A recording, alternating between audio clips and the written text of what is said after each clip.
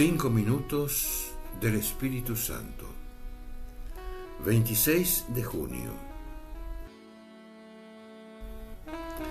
Donde no lo hago presente al Espíritu Santo, me siento yo el creador de las emociones y de las realidades. Entonces, me fabrico un mundo personal donde el Espíritu Santo no puede entrar, como si fuera un sector solo mío, donde me creo libre.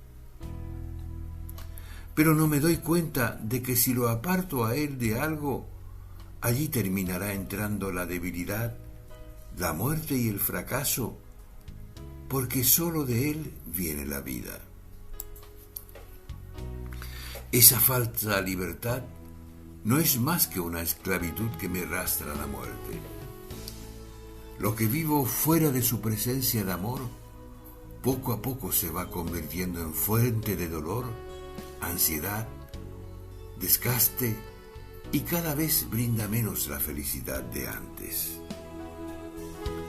Pero yo me empeño en sacarle el jugo y me revuelco, y me sucede como al degenerado que termina usando a las mujeres como si fueran animales para recuperar el placer que ya no logra sentir. En cambio, si yo voy construyendo mi felicidad con el Espíritu Santo, si le permito que guíe mi libertad y me sane de mis esclavitudes, cada vez soy más libre.